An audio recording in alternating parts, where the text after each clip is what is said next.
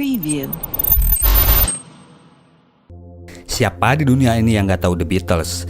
Band yang terdiri dari 4 personel, John Lennon, Paul McCartney, George Harrison, dan Ringo Starr dianggap sebagai salah satu band yang paling berpengaruh di dunia ini secara musik dan style penampilan mereka. Tapi dari keempat anggota ini, ada satu personel lain yang dianggap sebagai The Fifth Beatles atau anggota kelima The Beatles, seorang pemuda satu kota di Liverpool, teman dekat John Lennon yaitu Stuart Sutcliffe. Alur film Backbeat ini mengetengahkan kisah The Beatles era keterlibatan Stu Sutcliffe di dalam band mereka, masa-masa band mereka ini hendak mencapai ketenarannya.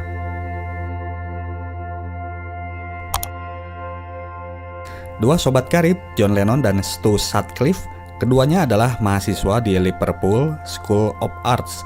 Mereka sangat akrab, nongkrong, minum-minum, dan tawuran pun mereka lakukan bersama. Dibandingkan dengan John, Stu ini bakat melukisnya sangat hebat. Di umur 18-an aja, ia sudah bisa menjual hasil lukisannya. Uang hasil menjual lukisannya itu, ia belikan bass yang nantinya kelak akan dipakai oleh Paul McCartney. John mengajak Stu untuk gabung ke dalam band baru yang sedang dibentuknya dengan Paul. Sementara Paul sendiri mengajak temannya yaitu seorang ABG yang bernama George Harrison. Lewat seorang teman mereka, Alan Williams, The Beatles mendapatkan kontrak untuk mengisi panggung sebuah klub di kota Hamburg, Jerman. Mereka akan menjalani 3,5 bulan residensi di sana.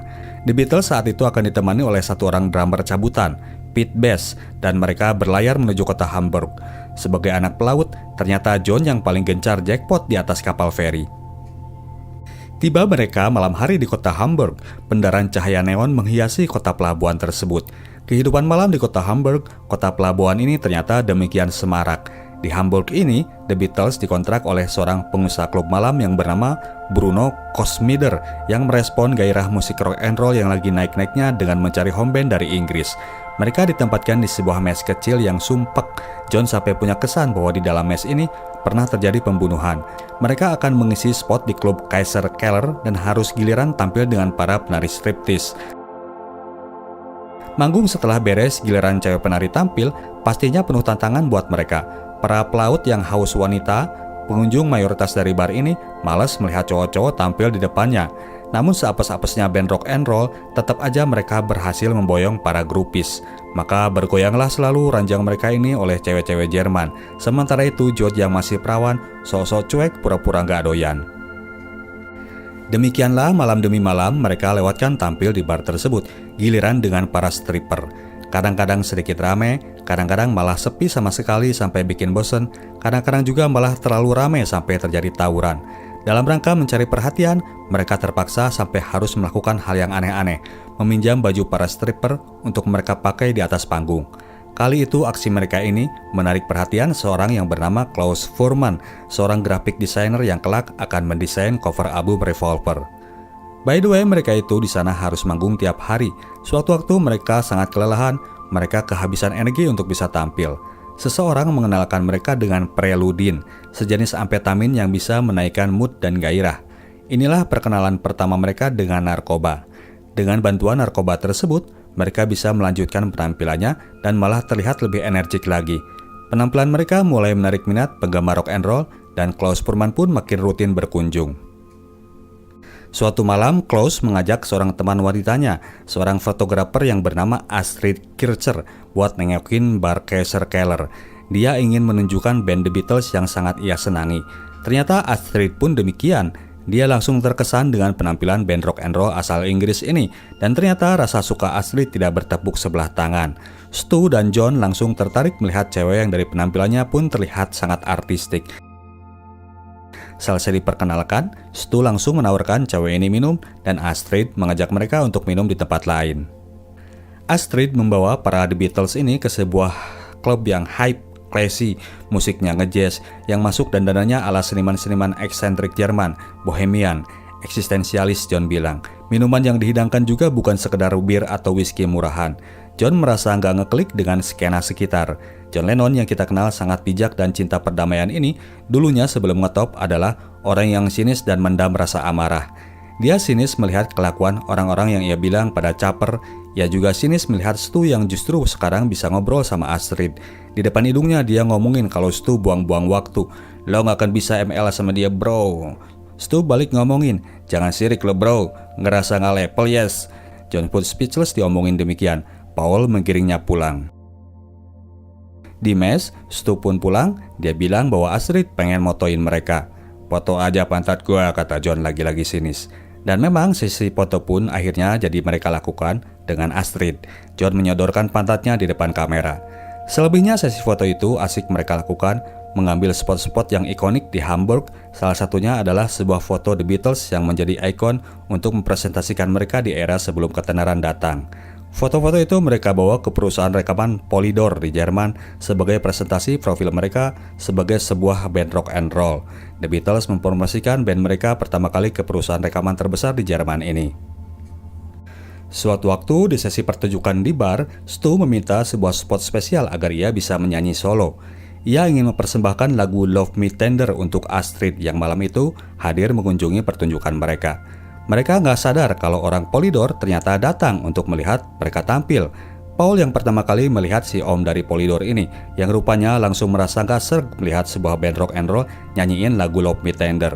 Paul segera mendorong Stu dari mic dan mengajak mereka tampil ngerok. Telat, orang Polydor tersebut keburu jalan keluar meninggalkan bar. Paul marah sama Stu. Dari awal memang dia sangat gak serg sama teman si John ini yang tampil suka seadanya. Cuman berdiri-diri doang dan kadang-kadang memunggungi penonton. John membela Stu. Kalau Stu sampai keluar, maka dia pun akan cabut dari band. Besok harinya, Stu yang diam-diam merasa bersalah sama anggota Beatles yang lain nongkrong di depan rumah Astrid. Dia ketemu sama cewek ini yang kebetulan hendak pergi ke bioskop. Pergilah mereka nonton. Film yang dipilih Astrid, film genre German Expressionism. Selera seninya sangat tinggi. Di sini mereka janjian untuk pergi berdua ke sebuah tempat favoritnya Astrid esok hari. Stu pada akhirnya datang telat ke bar. The Beatles sudah mulai manggung. Kali ini John sangat marah melihat kelakuan temannya ini. Saat itu, atas jasa Klaus, Bert Kaempfert, si om Polydor tadi, bisa dibawa lagi untuk melihat mereka. Selesai manggung, mereka pun melakukan meeting dadakan. The Beatles diajak rekaman, meskipun kali ini mereka akan jadi band pengiring saja. Anggota The Beatles nggak peduli, yang penting mereka mulai rekaman. Namun lain lagi dengan Stu, dia malah jadi bimbang. Besok harinya John sampai harus menyiram Stu dengan seember air agar temannya itu mau bangun. Semua anggota The Beatles yang lain sudah siap hendak berangkat, Stu masih mager di tempat tidur. Stu menolak untuk ikut rekaman dengan alasan dia lagi sakit. Yang lainnya belum pada tahu bahwa kini prioritas Stu sudah lebih kepada seorang cewek daripada band yang membawanya menuju Jerman. Jadi sementara anggota The Beatles lain rekaman mengiringi Tony Sheridan, seorang penyanyi solo asal Inggris, Stu asik berdua dengan Astrid. Rekaman The Beatles bersama Tony Sheridan saat itu membawa single My Bonnie menjadi hits di Jerman. Sementara itu, Astrid dan Stu sangat enjoy melewatkan waktu berdua. Sesi foto pasti ada kalau jalan sama seorang fotografer. Kepada Astrid, Stu jujur bahwa tekadnya dalam ngeband memang gak segede John atau Paul. Dia ikut ke Jerman hanya sekedar iseng doang, jalan-jalan, senang-senang sekalian nyari cewek. Mereka pun pulang ke rumah Astrid. Sementara si fotografer ini sibuk mencetak hasil fotonya tadi, Stu muncul dari belakang mengecup leher Astrid. Stu berhasil membuktikan bahwa pernyataan John tempo hari salah. Hari itu dia berhasil ngajak Astrid berkebun di ladang. Sesudahnya, Stu nggak pulang-pulang ke mes. Dia nginep terus di rumah Astrid. Di situ dia memang bisa menekuni lagi passion utamanya, yaitu melukis. Figur Astrid yang senang berseni mendorongnya untuk lebih menekuni lagi hal berseni ketimbang berrock and roll. Suatu waktu, Klaus sempat memergoki mereka lagi beres cocok tanam. Klaus bersedih, namun dia tidak marah. Mereka tetap temenan. Stu balik lagi ke mes beberapa hari kemudian. Mereka sedang proses penciptaan lagu Twist and Shout.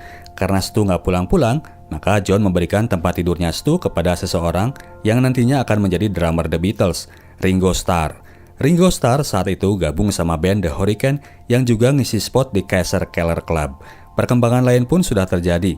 Kini The Beatles mulai manggung di The Top Ten Club yang berada di tengah kota dan memiliki base penggemar rock and roll yang lebih banyak.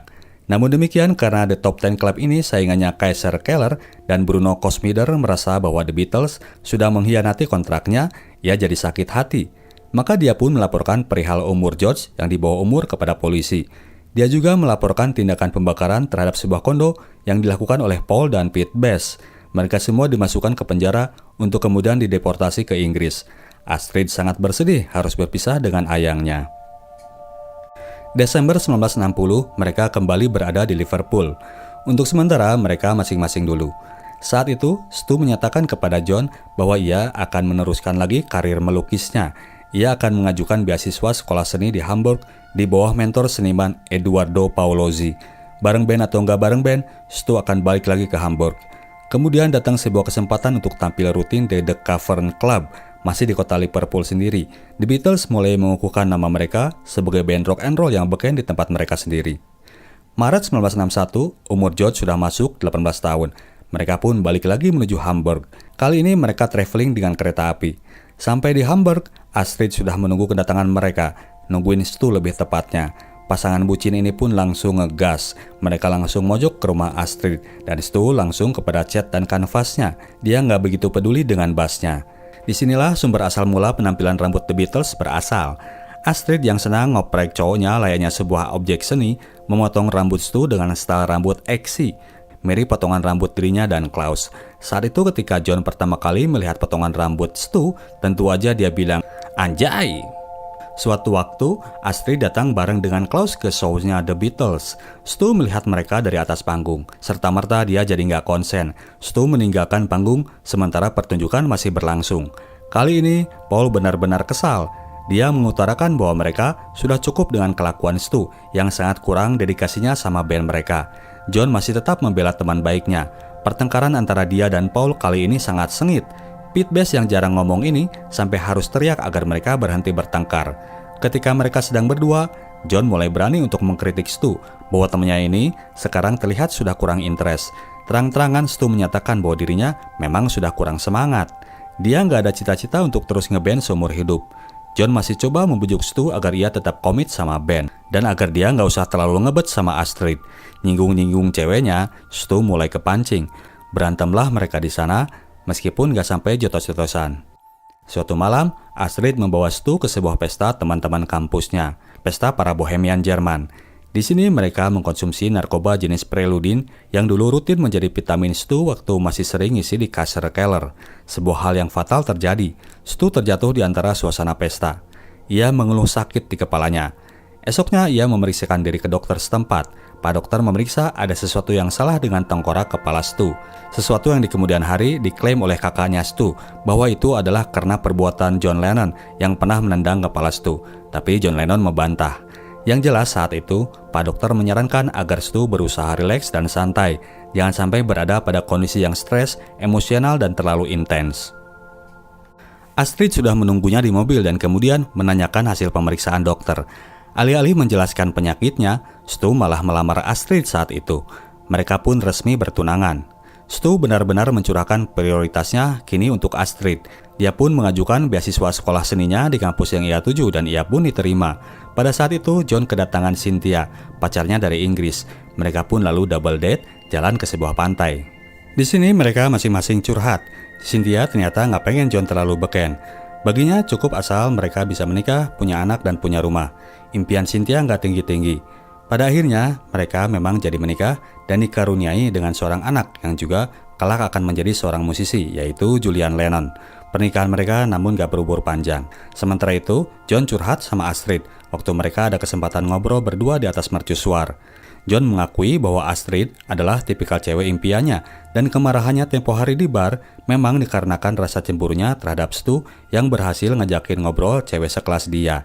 John di kemudian hari akan bertemu dengan seorang wanita yang tipikal dengan Astrid, berseni dan juga berbudaya, yang juga berasal dari keluarga papan atas, yaitu Yoko Ono. Saat itu juga John dan Stu ngobrolin masa depan mereka. Stu rupanya memang sudah kekeh hendak meninggalkan band dan tinggal di Hamburg. Masa depannya adalah Astrid dan prospek lukis-melukisnya. Meskipun saat itu John menyatakan lagi bahwa Stu akan menyesal dia meninggalkan band yang sedang menuju prospek kesuksesan. Stu menguatkan John bahwa The Beatles gak butuh dirinya. Paul akan menggantikan posisinya dengan mudah. Lagian dia ini memang sebetulnya lebih jago main bassnya ketimbang dirinya. Pada akhirnya masih di Hamburg juga, The Beatles kini mulai tampil tanpa Stu. Sobatnya ini sekarang mendatangi konser The Beatles sama seperti pengunjung lainnya, menjadi fans bagi mereka. Astrid melepas pacarnya ini untuk meluangkan waktu terakhirnya berada di antara The Beatles. Esok hari, ia sudah harus konsen lagi menjadi pacar siaga. Stu Sutcliffe maju ke antara kerumunan penonton, ikut bergoyang mengikuti hentakan lagu Mr. Postman yang sedang dibawakan oleh para temannya. Dalam suasana antara masih menginginkan dan mencoba melepas ego, dia berusaha menerimakan fakta bahwa kini ia sudah bukan anggota The Beatles lagi. Keesokan harinya di Hamburg, akhirnya sahabat itu saling melepas.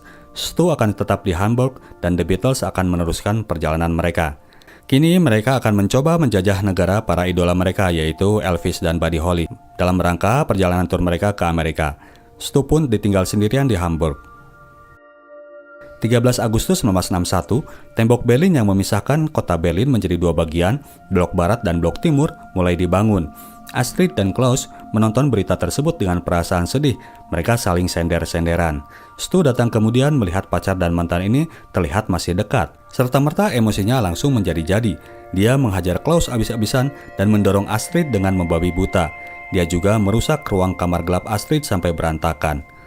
Perkembangan berikutnya, Stu nggak bisa emosinya sedikit terganggu. Dia langsung kalap dan kehilangan kontrol. Namun demikian, Astrid masih mengampuninya. Maju ke tahun 1962, The Beatles pun makin menguatkan pengaruhnya di Liverpool. Eksistensi mereka makin memperkuat arus Mersey Beat, genre rock and roll yang tumbuh dari skena kota Liverpool. Di lain pihak, Stu pun semakin menenggelamkan dirinya dengan lukisannya. Atap rumah Astrid kini menjadi studio pribadinya. Karena terlalu intens dalam berkarya, Stu mendadak kolaps. Dia terjatuh dan tak sadarkan diri di depan Astrid. Beberapa waktu kemudian, The Beatles yang ingin menuntaskan kontraknya dengan si Bruno, bos Kaiser Keller, mereka terbang menuju Hamburg. Mereka pun datang dan disambut oleh Astrid yang membawa kabar duka bahwa Stu sudah meninggal, pendarahan di dalam otaknya yang menjadi akibat penyebab kematiannya. John mengunjungi loteng rumah Astrid, tempat Stu teman baiknya itu menghembuskan nafas terakhirnya. Mereka pun berpelukan mengenang orang yang sama-sama mereka kasihi. Pertemanan di antara mereka masih terus berlanjut sampai di kemudian hari. Sementara itu, The Beatles pun melakukan konsernya di Hamburg dan sejak saat itu, laju ketenaran mereka tidak bisa dibendung. Pete Best yang permainan drumnya dikomplain oleh produser karena dinilai kurang bagus, akhirnya digantikan oleh Ringo Starr dan single mereka, Love Me Do, mulai masuk chart lagu populer. Tahun berikutnya, single hasil kolaborasi Paul dan John, I Wanna Hold Your Hand, merajai top chart di seluruh dunia dan berhasil terjual sebanyak 13 juta kopi.